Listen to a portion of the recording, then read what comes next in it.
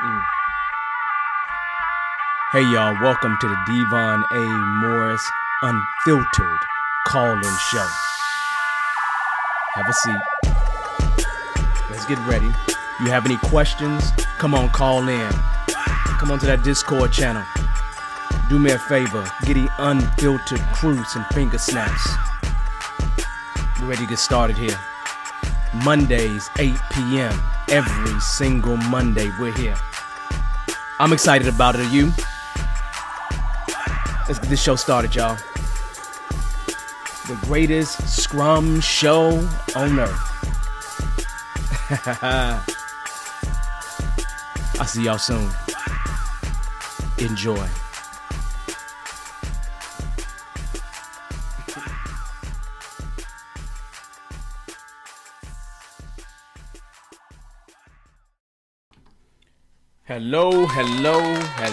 Hello, everyone. Welcome to the Devon A. Morris Unfiltered show.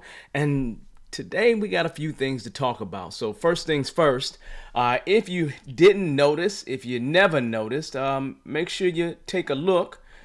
Our lines are open. You're welcome to go ahead and join the Discord, and I'll mention it later to ask any questions that you may have.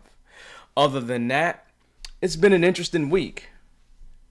Last month, like we're the first day of March now, and guess what? It's a new focus this month, and that focus is on women's history.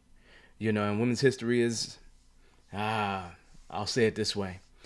You know, I was raised with a bunch of women around me. I mean, like disproportionate number of women. Like I have no uncles on one side of my family whatsoever. And so it's one of those things where being raised around a bunch of women, you have an understanding of how important they are. And I was raised by my grandmother, and I sent like a little card to my family today with a picture of her saying how grateful I was that she actually helped to shepherd me along. And that's an amazing thing to feel when you know that people have just kind of put stuff in you, right? Because I was looking at some old school pictures and it just reminded me of some of those days. So that is super duper important. Now, I'm also going to say, like I will continue to say, make sure to subscribe. But we do have our lines open right now. So if you have a question, please come and ask your question. Okay? Now, as I always will do, they never show themselves like they should, but I'm going to have to go and show the folks that are helping in the background. Some of them off doing other things. Some of them you won't see on the screen because they're busy. But there's always that unfiltered crew shot, right? That shot where they don't really know that I'm really. They kind of have an idea that I'm doing this, but like you can see one of them's not showing their video at all, like it normally happens, right? So there's nothing new about that, nothing surprising about that whatsoever. It's just a part of what normally happens, at least for the show. So we can see at least Tracy's waving, and that's about it. But that being said, the idea here is that we're in the Scrum call-in show for you to answer or ask any questions that you may have about Scrum. Now, I have a different direction I'm going to move in today, which will give some of you all an opportunity to go ahead and not be so scared and call in and get your actual questions answered. And I'm going to go in a direction that is very different than where we've gone before. And the reason why I'm doing this is because I had a question sent to me by someone who is working right now. They're working right now, so they always work during this time. This is their shift. This is kind of the shift that they're always working. And so they've asked me questions over time, and I want to make sure I answer their question and kind of dive into it. Now, one of the problems is I really can't do justice to questions if they go another level deep, because the question you ask is the one that I'm covering, you know, in terms of whatever you've given me. So if I want to go any deeper than that, I can't go without asking you a question or getting a better understanding of the questions that you're asking. Now, that being said, I want to go ahead and show you the question, and I can do that right now. Okay? You can see, simply put, a few things here, but I'll read it to you so then we're on the same page. This person reaches out to me and says, "Good afternoon, Devon. I took your CSM class, CSPO class back in January and learned a lot, right?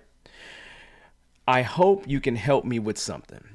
I have over 15 years experience in software design and development.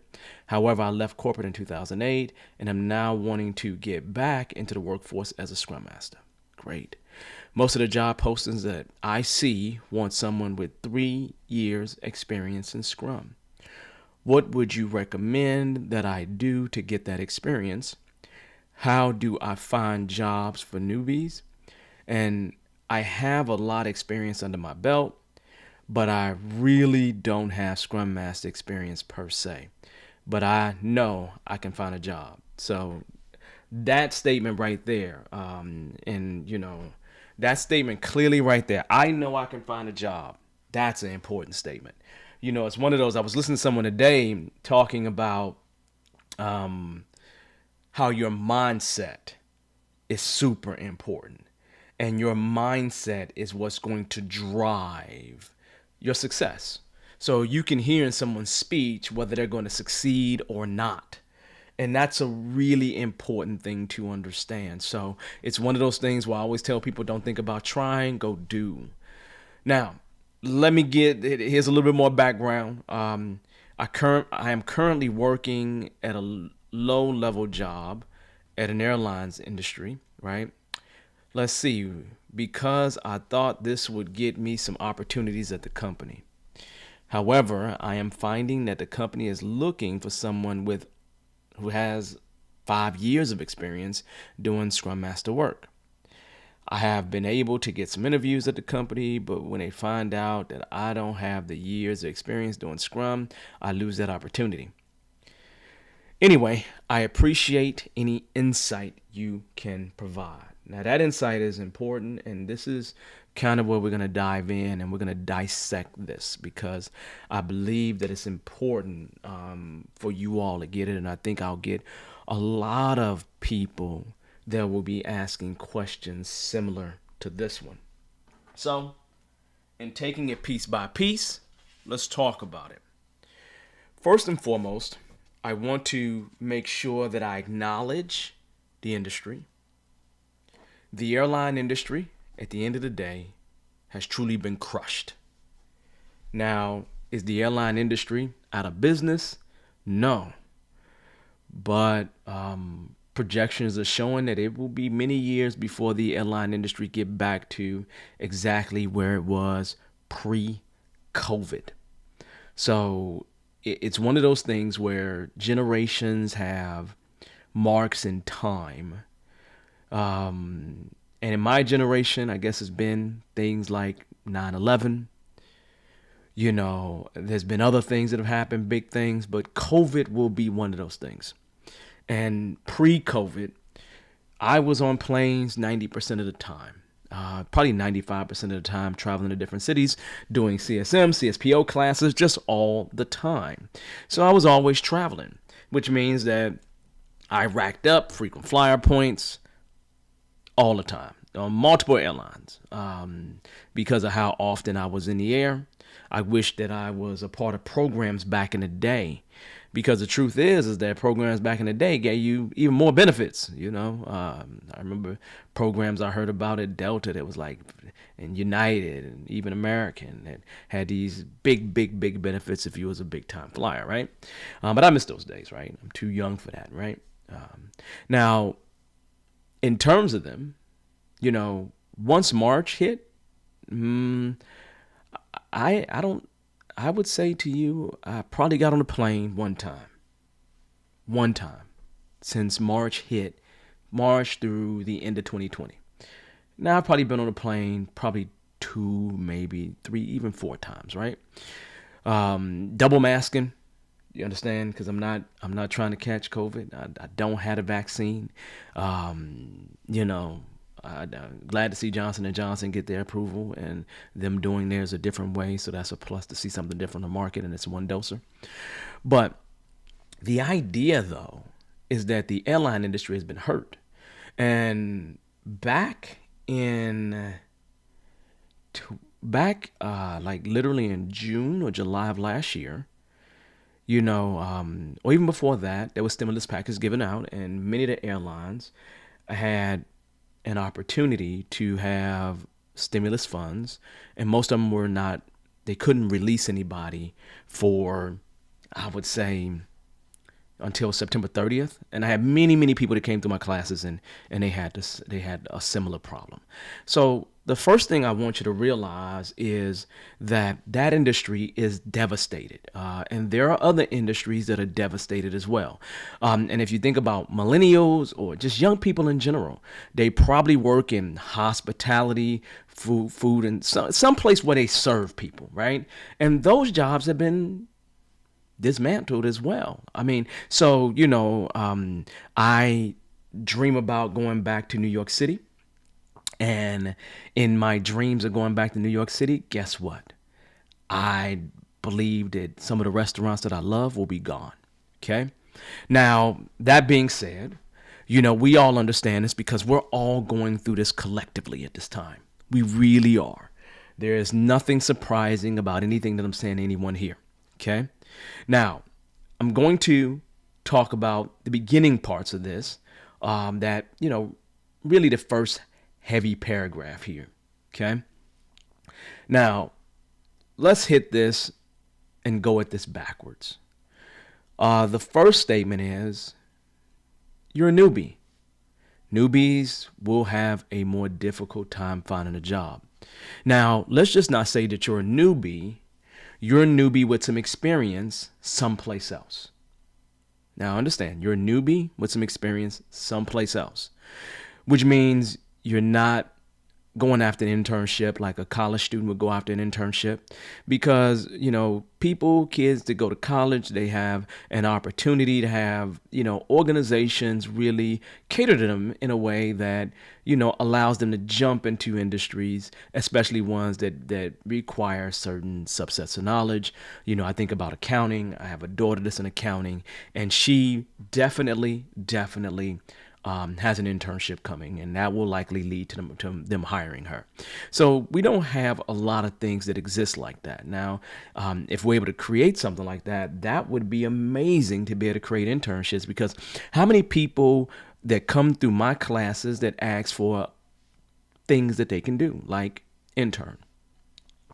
One of the things that we tried to do with this show was to allow people to volunteer, especially on the back end where we're actually doing Scrum, so they can actually add that to their resume by being a volunteer of this show and us doing Scrum. They're able to participate, learn, be involved as a member of the development team, be involved sometimes as a Scrum Master, and probably work closer to me in terms of me being a product owner. So I believe that kind of thing helps them. But that's as far as I can take them in terms of an internship, because I don't know of any organizations that allow us to intern. So we're really talking about someone here that did a career change to some degree, more than likely. They left corporate America, came back, and even if it was in the same in software development, you still have to get people to believe that you can do things, right? Now, what's interesting to me is that she works for an organization that's doing Scrum, and that organization is not giving her an opportunity. So now I would say, depending on the job, and I can't say all jobs in an organization are equal, and I don't know exactly what job this person has, but in terms of jobs, the first thing that I always say people is find a way to do Scrum right where you're at. It is one of those things where I wasn't involved in Scrum. I mean, I lucked up on it, right? But I am a career changer. And in being a career changer, I went and got, I went and took an 8-month certification and jumped into programming. And that helped me out tremendously. And it did mean I had to sacrifice some pay by jumping to a job. And then I got some experience. And then I jumped to another job probably in 6 months. But I'm super ambitious about those kind of things, and I really don't let anyone whatsoever tell me no. Like, nobody can tell me no. So I take a lot of pride in that, for sure. And then taking a lot of pride in that, I want to say the same thing. is there any way whatsoever that you can do Scrum in the job that you are at? The only reason why I say that is because if you can show that that is some experience in-house, then some people may decide to listen. Another thing that I would look for internally is a community of people. Now, every airline, every major airline that exists in the United States that I know of, the big ones, Scrum is in the building. There's no question. And they're having groups that meet related to Scrum. And so now my question is this organization, do they have Scrum Masters meeting on a regular basis to talk about Agile and Scrum? Now, I say that because that gives an opportunity for you to be involved in Agile and Scrum, because it is one of those things where you can actually go and potentially listen, see what's happening, see what's going on, get to know people that are there. Okay, great. That's a plus. That's a major thing. That way you're starting to build a relationship with them, and you can express your interest in Scrum and the fact you're not interested. And then you will more than likely find people that have no problem with you maybe attending, a daily Scrum, peeking in on a review, retrospective planning, those kind of things to give you some exposure. Now, that would be the first place where I would approach, because every place I've been, we've always created an Agile community, Scrum community, some kind of a community that safe community, a scaled Agile framework. It doesn't matter. Kanban community, some community that is focused on this Agile Scrum thing. Okay. And I want you to really, really think about finding something internally that can help. Now, let's say that they're still going to be crazy and they're not going to let you in. They're not going to let you be a part of this. They're not going to let you dive in and work in the organization. Well, at the same time that I am trying to do things in the organization, because you should not have all your eggs in one basket, I am also looking externally. And one of the things that you should do is network. Network. Now, the truth of the matter is, how I was able to jump from job to job to job is through contracts. And contracts help me to get my experience. Okay? And so now, one of the things about networking, if you go to, and unfortunately we're in COVID right now, so you can't just physically show up to places, right?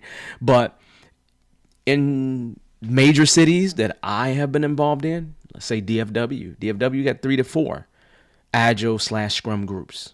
Great. Guess who else is already majorly into Agile? PMI. 25 to maybe 50% of their new exam is based on Agile, Scrum type stuff. So I'd be joining the local chapter of PMI, right? I'd be joining a local meetup group, some Scrum interest group, some Agile group, some DevOps group if I had to, right?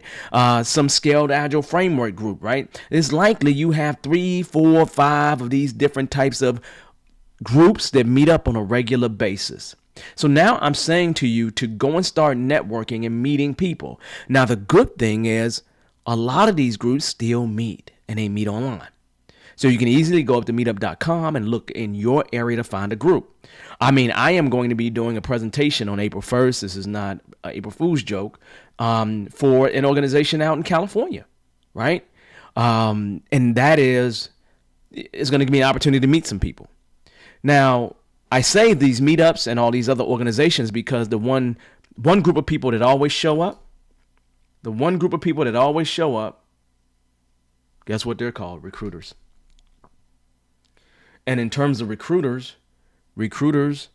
always show up because recruiters are always looking to fill some requisite. Recruiters are always looking to get something done. They always are. They're looking to fulfill something. They're looking to do something.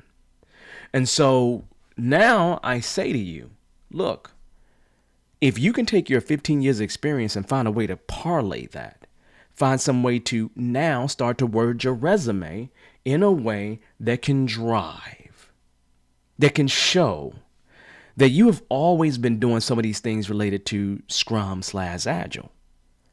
Because realistically, if you've worked in any organization, likely you've worked in an organization where the things that you've been associated with have had change, and you've had to manage change along the way, where you've had to do something in a period of time, meet some goal along the way.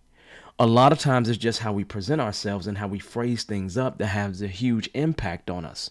And so it's one of those things where I want you to start thinking, how can I take my resume now and do something wonderful and great with that resume? So then I take it a little bit further than that.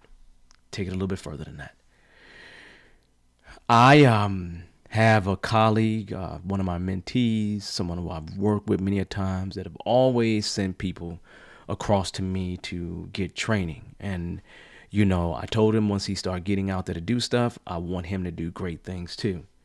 And the local PMI chapter of Dallas-Fort Worth is doing another brand and land class. They're doing another brand and land class. Do you understand what I just said? Some of you all have been a part of that. Now, that brand and land class is like 5 hours long. It is one of those things where, you learn how to deal with your resume. You learn how to update your LinkedIn. You learn how to do things that's probably critical for you to do. So it's one of those things where I'm going to say to you, if you join this brand and land, like when I recommended it prior, it was a non-issue, because everybody, we kind of sent people who were having hardship, in terms of people that came to a Bearded Eagle class that had hardship, right? And you may have missed that one. And if you did, it's coming again. Now, I'm definitely going to send it to the people that are subscribed. Well, I can't send it to this one subscribe, because I don't have email addresses, right? So we have several people that are part of our mailing list that receive these notifications on a regular basis. And guess what? I'm going to send it to them for sure. Okay. And what I'm doing right now is I'm actually jumping onto LinkedIn to just find my boy here. And I know the PMI chapter in Dallas-Fort Worth is doing this again. And so I want to make sure that as I look here, that I give it to you all before I move any further. Because guess what? I think it would be very valuable for you. Now, value is all relative. Okay? Value is all relative. So I'm going to look up the local PMI chapter of Dallas. Now, just so you know, Dallas-Fort Worth is big. It's big enough to have 2 PMI chapters. Let me say that one more time. Dallas-Fort Worth actually has 2 PMI chapters. So the one I'm looking for is the one that's in Dallas. Okay? That's the one I'm looking for. That's the one that I think I'm not going to say you join. I'm a member of the one in Dallas, and I'm a member of the one in Fort Worth. I'm a member of both of them, right? Because I don't like to make decisions or just support one. Just FYI. So that being said, I am looking here, and I'm looking at their upcoming events. And then I can, make sure that they're good to go, right? And in their upcoming events, we will deal and we will run through. But before this thing is over, I will point that out to you and go from there. What I want to do now is I want to start bringing some people on the show so they can join us and ask their question. Okay, so let me go ahead and do that, and then I will make sure at the end of this, we will send that across, I don't know, in a chat or, to you, or I'll flash it up on the screen somehow for you to get it. But just remember, if you do have a question, please go to the Discord channel and come join us, come to ask a question. All right, so that being said, let me go ahead and set things up so I can make sure we're good to go. And let me go ahead and bring my guest on. Guess. You should be able to hear me. How are you? Hi, I'm How's it doing great. going? Please forgive me. I'm in my closet hiding from my kids. Oh, let me tell you. Let me tell you. Hey, don't feel bad about that. Don't feel bad about that. Now, like when COVID happened, right? Now I hmm got I got a grandkid, right? And so I got total of 6 kids, but one of them got a kid, right? And so, well, I lie. Two of them have kids, but one of them has a kid that's local, really super local, right? And so he brings the kid over all the time. So I knew I couldn't be in a public space because I can't stop her and get. She's 3. I can't stop her and make her be quiet, right? And Yeah. so it's a problem. So I set up my office in the closet for real. And then let me tell you what happened for real. I took a sheet. I put a bed sheet, literally a bed sheet on the wall, and one of my students, kids said, "Why does he have a sheet on the wall, mommy?" I'm like, "That sucks." No, the same thing. My daughter is 3, and I have a teenager, but he never do anything because he's playing video game. That's what they do. Yeah, But they're all I taking video. understand.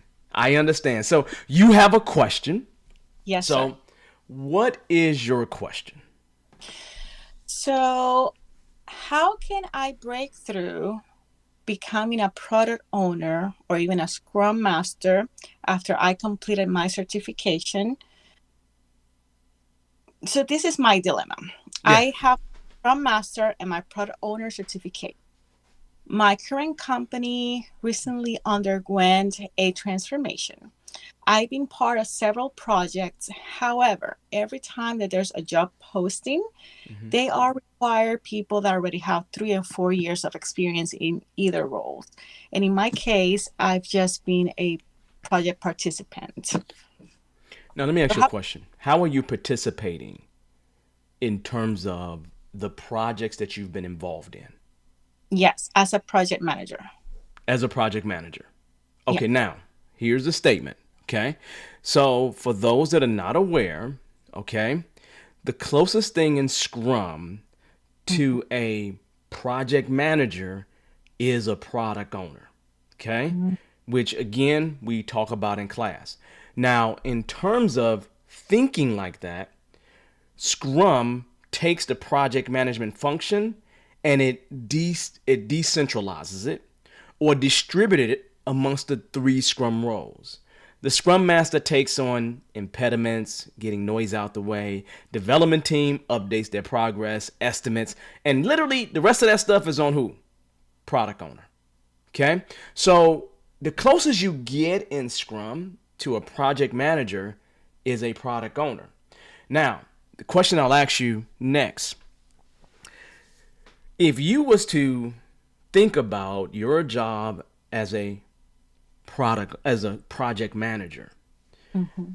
are you working closer to the business or you're working closer to the development team? To the business, definitely. To the Just business. recently acquire a tech team, but it's not even in our side. Okay? We just collaborate with them. But our lineup is to have the whole cross-functional team. Okay. All right. That's good. So, that means that if you're working closer with the business, and I'm assuming that the business is the one that gets all the projects together and is closest to the customer, as that's a Mm. correct assumption, right? So now, if I'm correct, you have actually had an opportunity to learn a lot about the business, Mhm. right? Yeah, and get all the requirements and so on. Yeah. Now, also, that would mean that you've learned a bit about the users that they're trying to serve. Yeah. Now, my question for you is, as a project manager, you do have to make certain decisions related to the project.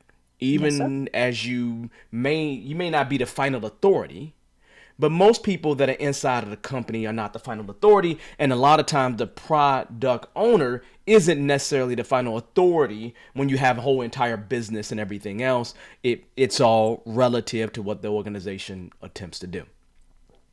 So that means you already have some of the knowledge Mm-hmm. that a lot of the business folks have. Now, the question I'll ask you is this. In terms of, because you also got politics, and the one thing I can't help you with is politics for sure, right? Because the politics are just the politics, and you just got to make sure you're in the right political place. There's not much else we can do about that. Now, are you able, as the project manager, to work with Scrum teams? Yes, I have actually requested on my career development plan to be part of more cross-functional team with the Mm-hmm. aim of transitioning smoothly. That way, when I go to my next interview, I can translate my skill set that I have already applied Mm-hmm. to the position, and I Now, can. we're going to Mhm. change your title. Officially today, your title has changed from project manager to agile project manager. Are you okay Okay, with that? I love that. Now, but I need you to own it now. Okay. So I need every day for you to own that you're an agile project manager. Now, I also need you to own that regardless of what the title is, you're going to be involved in agile in some kind of way. Does that make sense? I don't care if it's a product owner title. I don't care if it's a scrum master title. I'm more concerned about you doing what you love to do, right? Hmm.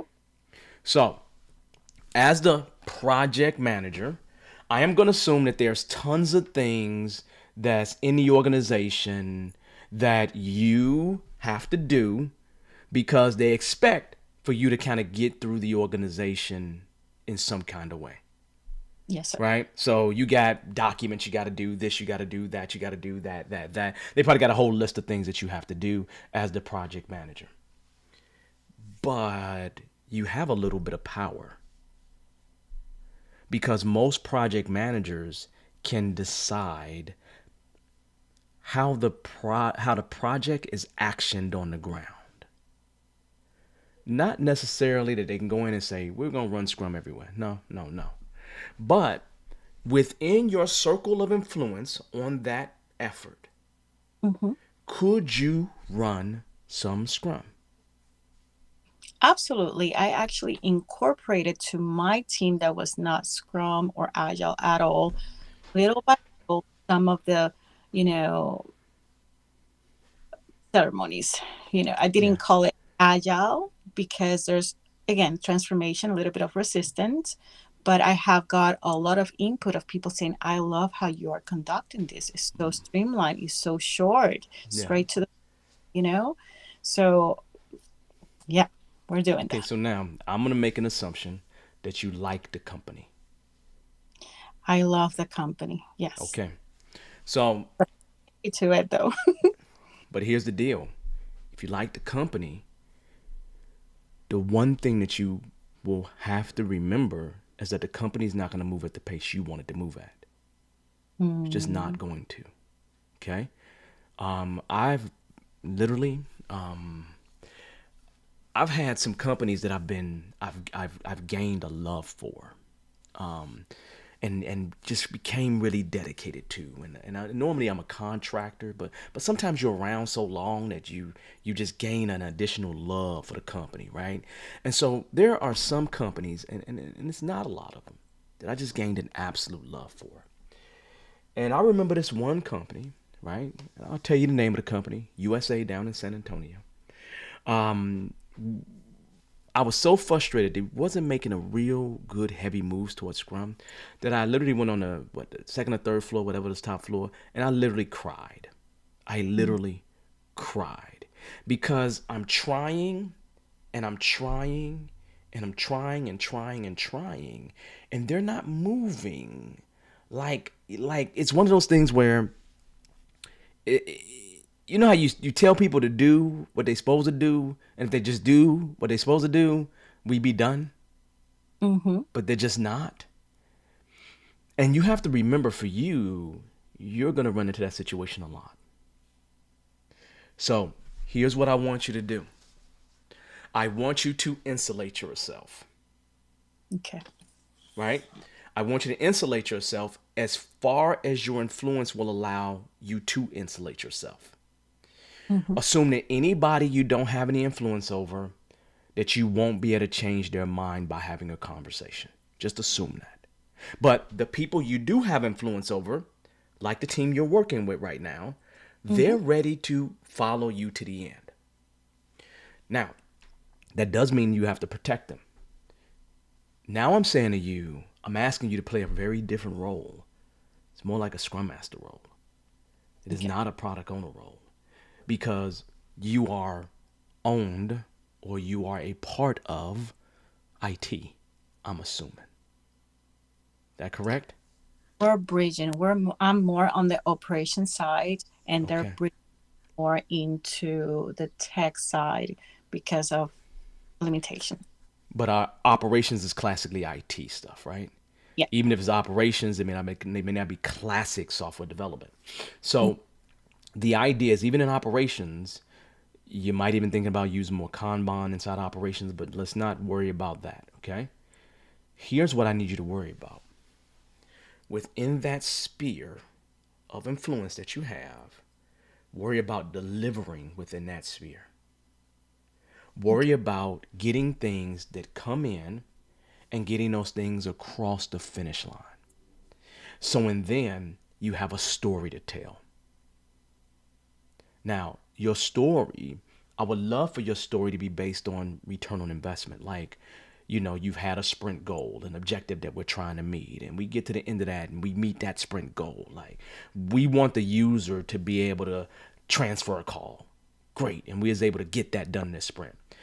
I want you to gradually, over time, help to start shifting that spear that you have to delivering things that are immediately valuable to the parties that you can't touch. Now, I say that because what's going to speak for you is your delivery, that somebody is in somebody else's hands that you have no influence over, that's in another room having a conversation about you. Yes. And I want them to be able to say super positive things about you that have nothing to do with you, have everything to do with your ability and you delivering stuff. Does that make sense? So I'm asking you to not talk about it no more realistically. You love the company. I'm going to make the assumption you're not leaving the company tomorrow. Nope. Okay? And if you're not going to leave the company tomorrow, you have to say to yourself, you have to work within its political culture to Yes. change its culture.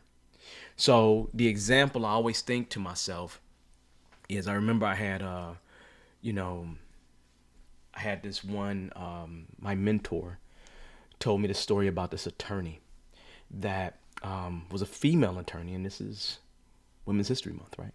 About this female attorney who did not, she was not like the how everybody was like Black Power and we're gonna change the world, and everybody was ready to change and ready to go to war right now. But she wasn't that way. And with her joining the law firm that she joined, it was all men. And so she could have said, hey, we need to change everything right now, and probably force change to happen. But she didn't do that. She actually decided to change it from inside, Mm. which means that she made small, very small changes over time. Okay? And those small changes ended up turning into that firm being majority women. But that's 30 years of work. But that's 30 years of work that's sticking a lot of times when we talk about change, we go and do these big transformations and these big changes, and then it reverts back within 6 months. Big bang change doesn't always stick, but small incremental changes over time do, because people don't feel those things. It's kind of like you know how probably shop on Amazon, right? And how you might look at Amazon like 6 months ago and the website looked completely different than what it looks today, but they beating you down with small changes. Well, you don't even notice that that's happening. And so now I'm saying to you, could you have small changes that will happen over time from you actually delivering things of value, things that you are showing that we're delivering? Now, let me go in another direction. I think you understand what I'm saying to you, right? In terms of that. So I'm going to say to you something else. I think it's a beautiful thing. Like, look, I always get fired and stuff like that. I always have issues and this, that, and the other. It's not because of me. It's because I'm really honest, right? And I really, really hold people accountable, right? Okay? But here's the deal. I think it's such a wonderful and beautiful thing when you are inside of a company and you see that company switch. And, it's going to happen when you least expect it, right? Like you're just going to be doing your thing, and next thing you know, you're going to, this dang on thing that switched. When did that happen? But you will be a part of that company switching. It just won't happen at the pace you want it to happen at. And I want you to understand that and recognize that, because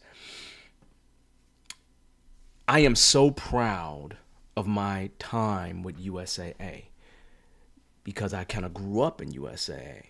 And the thing about growing up in that company is that it's the one that gave me the most leeway to fail, and which means it gave me the most leeway to learn. They give me the hardest efforts in the building, and I'd go tackle them, and I'd be able to run all these experiments, and it worked out well for me, right? It worked out very well for me. But that also means that I was a part of Scrum getting kicked out the building. So I had to go through that pain to get to the other side of seeing them go just crazy with it, right? So I'm going to say to you, it's an honorable thing to do what you're doing. And there's nothing for me that I felt any better than seeing an organization, seeing a culture actually flip, and you see that flip happen. So I think that's a good thing to do. Now, I want to step back, right, for a moment and talk to you, right? Because change takes time. Change is hard to happen over time. You need to be patient with that. Now, I'm going to ask you, and I'll mention something to everybody that's out there listening. If you like what you're hearing, give me a thumbs up, subscribe.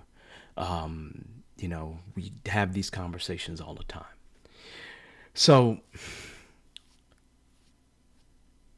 do you have a support system inside of the organization?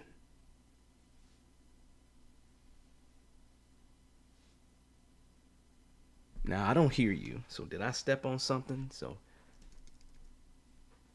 am I missing something? Did I not hear you? I still see my mic, but I don't see yours going off for me. Well, I don't hear you just yet, but that's okay. Do me a favor. Just give me a thumbs up, right? Just give me a thumbs up. Do you actually have people in the organization that are helping you? Do you have a community? Okay, great. I bring that up because I want you to lean on that community. I want you to get involved with that community. Normally, the Agile community is the community that leads the actual charge of everything moving forward. Even if it is people at the highest parts of the organization that is making these things happen, it's still the people on the ground that's instituting the changes, that's making the changes happen. So I want you to get really involved with those people on the ground that are helping to institute change. I don't want you to do that for the benefits of winning. I want you to do that for the tough times. I want you to do that when you don't quite, I don't want you to do it when you feel bad. I want you to do it all the time. But when you feel bad, that's when you're going to need them to actually help you get through that time. Because you all will be having events like you'll have a lunch and learn. And in that lunch and learn, you'll be talking about something like story points, right? And that will check you back in. That will keep you moving with those blinders on when you get to the place where you're like, oh, I'm tired of this. I really don't want to do this anymore. I really don't want to talk about this anymore. I'm really trying and they're not changing. Okay? Because you're going to need that support. And I want you to have that support. And in there, you should have people. You should have people. Okay? You should have people that are just as experienced as you. You should. You more than likely will have people that have just as much experience as you. And y'all can always be good buddies. These are the people I want you to start having lunch with. These are the people I want you to start enjoying some time with. Because it's not the conversations that happen in the Agile community room. It's not the conversations that happen on a project. Sometimes it's we're at lunch and we just brought up something and they gave me an idea and I'm running with that idea. But at the end of the day, it's the support that you will need that I want you to have. And whether management decides to have those kind of things or not, it doesn't prevent you from doing it with a group of people that's there. Does that make sense? So, and I can hear you. So I want you to think to yourself, I am circling myself with community. Now, I don't want you to just think about that as being your community. I want you to also make a community outside of the building. Not for you to leave or anything like that. The community on the outside of the building is to make sure that you understand one thing. And that one thing is, we ain't so bad at it. We not the worst off. There are actually some companies out here that's worse than us. And the only way you know that is by being able to compare yourself against other companies. And the thing is that you will not learn the realness of what's happening in other companies except from other Agile people once you're in that community. If you just go in every once in a while, show up in the community, everybody's gonna give you the good stories, right? No. You gotta go and be a little bit deeper in that community. You gotta show up in that community. And once you're showing up in that community, now people are like, man, this month has been crazy. We're not really trying to change. They crazy. You want to hear those things. But you also will have an opportunity to hear some other things about things that they may be trying that you haven't tried, that you can bring back to your organization for you to try. Also, as a part of your growth, try to make sure you go to one Scrum, Agile, something a year. Because the one thing about, if I take Agile Alliance meetings, Scrum Alliance meetings, when they get the big things together, I would say over 50% of those people are people who have been involved in Scrum less than 3 years. That attend those conferences, right? And so like when I go to those conferences, it sucks to some degree because everything in there is for newbies. Almost everything, like 95% of the stuff in it, percent of the stuff in there is for newbies, right? And so it's one of those things where you have a group of people that's at that same place where you're at. And now you're meeting somebody that's in Seattle, somebody in New York, somebody in New Orleans, somebody up in Chicago, somebody in DFW, and they're having the same problems that you're having. Because it doesn't matter what the industry is, people are still people. No matter where you go, people are still people. And I want you to recognize that, so then you don't get sad. You don't, no. You're going to get sad. Okay? You're going to get depressed. You're going to have those ups and downs. I've had those ups and downs, right? You're going to have those things that happen. But you want people to be able to say, it's okay. It's okay. It's okay. And then you'll be able to find someone who is willing to mentor you inside of the organization. And the reason why it's important to have an inside of the organization mentor is because they know how to navigate the landfalls. And I want you to be able to navigate the landfalls that's happening internal inside of the organization. That's going to be super important for you as well. So if you really sit back and just take a breather, take a breath in, you're going to be at the organization. So do what you can to make the organization the best that you can make it. The reason why I say that to you is because I remember when I was when I first got into Scrum, it was at State Farm Insurance down in Central Illinois, and there's a guy. His name is Tom Miller. He ended up becoming once Ken Schwaber left, he became the actual director of the Scrum Alliance after Ken Schwaber left the Scrum Alliance, and I was on the first Scrum project with him, and he was crazy. And what made him crazy to me, as a young guy in there, not willing to test anything, was that he was older than me, maybe about 15 years older than me, seriously. But he had this dogmatic attitude, like, I am going to change this company. And my thought process was, I just came from Allstate. Y'all ain't no different than them. What makes you believe that you're going to change this whole company by yourself? But he believed that. And his belief is what built my belief. It's like I took an older man's belief, and that helped to infuse me with that. And I want you to be able to find people in the organization that have that dream. It's like Martin Luther King's dream, about the kids playing together, right? It's like that dream that may never happen, but we're always trying to get there. He had that kind of dream, man. And I had no guts to have that kind of dream. I'm like, I don't want to get fired, man. That's what you talking about. I'm just a contractor. And my title wasn't project manager. My title was project planner or product planner or something like that. It was just building plans. So it wasn't much of anything. So really, I was a nobody, right? And somehow I got connected in that way. And during that time, I was on his coattail, and it was him facing fear that helped me learn to face fear. And so having people internal that's going through the same battle that you're going through is going to be helpful for you. And those people are going to have one or two things happen to them. And you need to be prepared for this. Some of those people will get fired. Flat out. Some of them is going to get fired. Someone's going to leave. They won't be around. Some of them will be around, and they will get promotions. And when they get promotions, guess who they take along with them?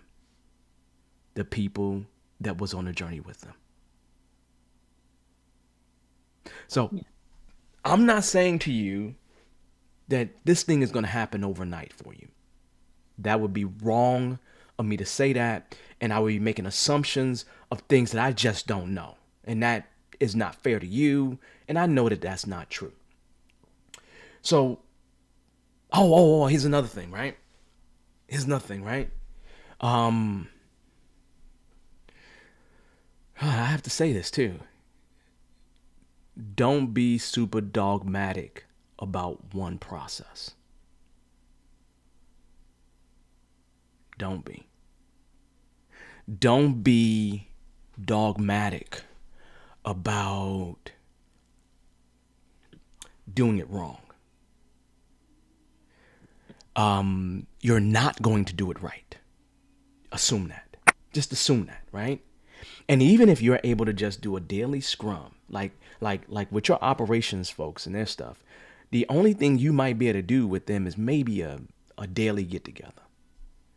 Maybe you may have a product backlog, right?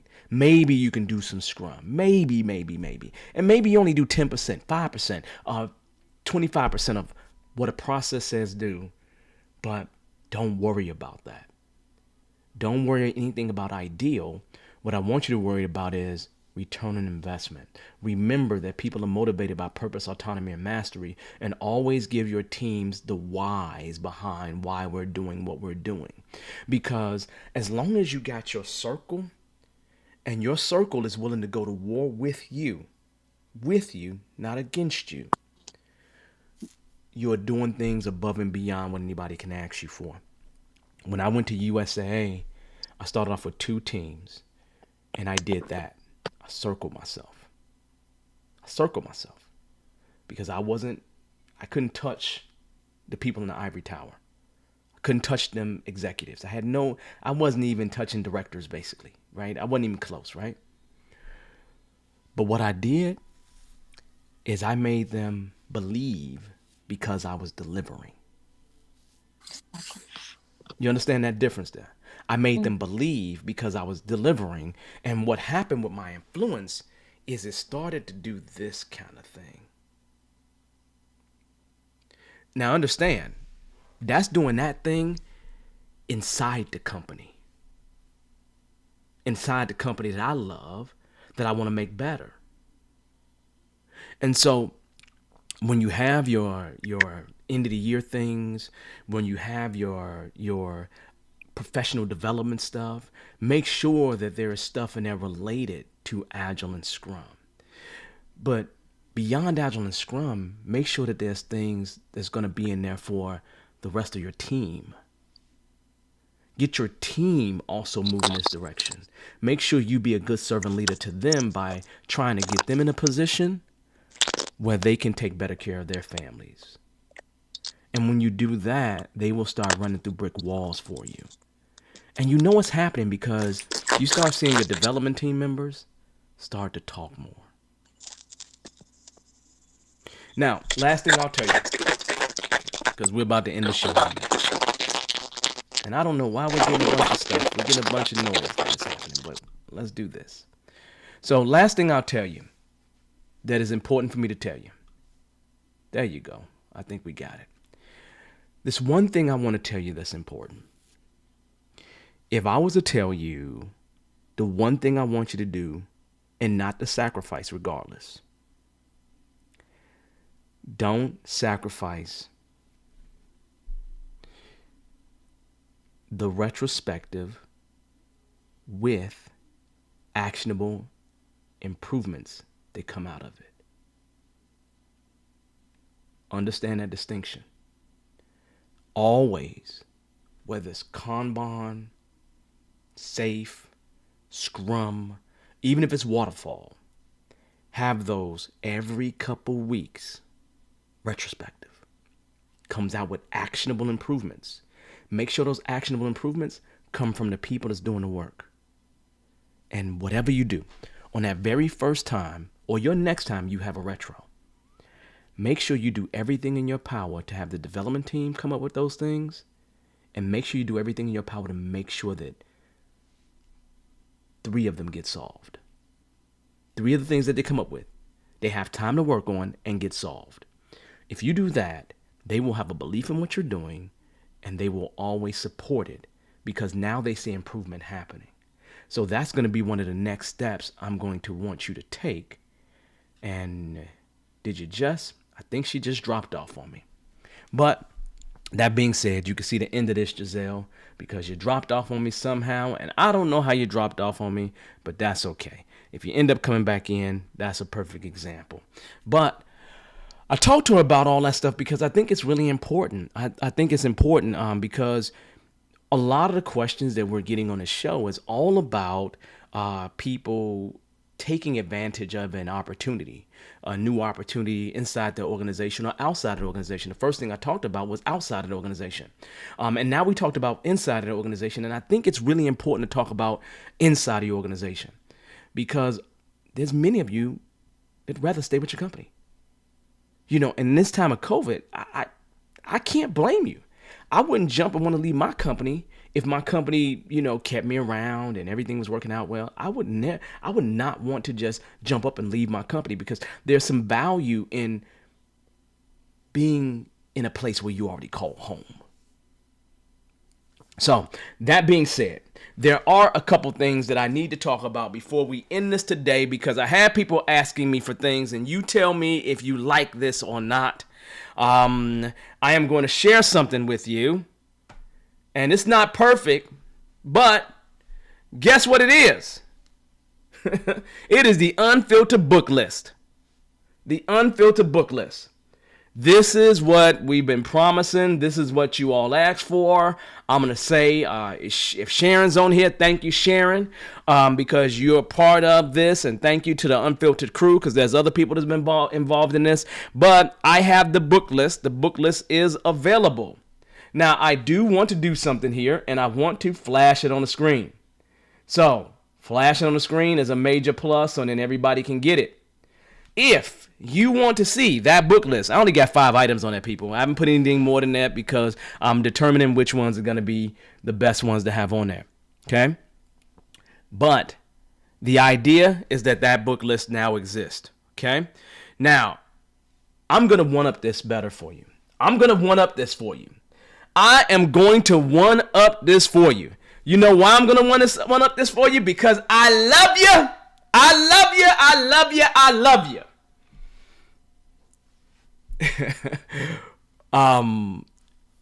We're going to start. Now, this may not work. I don't know. But we'll see if it works, right? We're going to start the Unfiltered Book Club. Yep, you heard me say that. The Unfiltered Book Club. People asked about it. Well, we will go through one book a month. Last month, I said, hey, challenge somebody. Hey, let's do one book a month. One book a month, that's all I was asking to do, right? And you see this? This right here is good. That right there is excellent. That right there is the direction that we're going in. But the first place I really want to start, and you all can start reading the book now. Next week, it will be available. But officially, starting today, Women's History Month, and unfortunately, the book is at the office, so I cannot show it to you. But the first book we're going to read is going to be something by one of my friends. And she's a dear friend of mine because she's one of the people that I first met in this whole Agile thing. Okay? And I'm going to throw a picture on top of there. You all should see that picture right now. Lisa Atkins. Why wouldn't I start? Let me pull it to the side. Why wouldn't I start Women's History Month without one of the best women within the space? So, I haven't told Lisa that at all. I haven't said anything about it. But I believe this is the 20th or 25th year of that book being released. I don't know which one is correct, but I know this is a milestone year for it, right? So, I am really, really, really excited about us diving into that book. And if you have been involved with anything with Lisa, you know she's amazing. You know she's amazing. And I also know that Lizzie has done an actual interview with her that she's going to have coming out sometime soon. You know what I'm going to do? I'm going to make a commitment for her. This month, she's going to come out with that video, with that audio, that video, whatever she's going to come out with. And I will make sure you all have the link to it so you all can see that interview with Lisa. Because I think Lisa is a great person to talk to. And if you have an opportunity to spend some time with her, that would be an amazing thing. And I remember spending time with her back in 2005 in Boulder, Colorado. That's where we were at. It was me, her, and Tobias. It's another guy I need to bring around, right? Just walking down the street, talking. Okay? So, that being said, the book list. That's the start of the book list. But I will have a way next week for you to actually register for the book Club, the Unfiltered Book Club, is coming next week. So I want you to be prepared for it, but I want you to start reading that book right now. I'm going to show it again. Coaching Agile Teams. Now, can I tell you how much to read? No. I'm not going to tell you how much to read. Right now, I just want you to start reading it because I'd like for us to have some conversations about it, and I will make some space for us to have some conversations about it. So, Lisa, maybe I'll get you to say something to the group at some point. But this is one of the first women that I truly knew within the space, and I am going to celebrate her and bring her up today because I think she's amazing, and I think she does amazing work, and I've looked up to her, to be truthful, right? So, that being said, book club, just say it started, right? You'll be able to get yourself involved in it next week, okay? But that's the first book on the list. We got a few other books on the list right there, and you can see it right there at the bottom. And if you go in there and you click on the book, it's going to take you where you can go buy it at. Now, I did not research where's the best place to buy it. I just made everything connected to Amazon, right? So that being said, this has been amazing. I've had an amazing time as usual. This is going to be fun with the book club, the Unfiltered Book Club. On that note, I'm going to say thank you for spending the time. Hopefully you got some value. We will be getting these videos out later in the week and everything else, so you can consume them in smaller chunks. But other than that, I'm going to say thank you, everybody. I appreciate your time, appreciate you showing up, and I'll see you next week. Next week, same time. So thank you so much. Peace.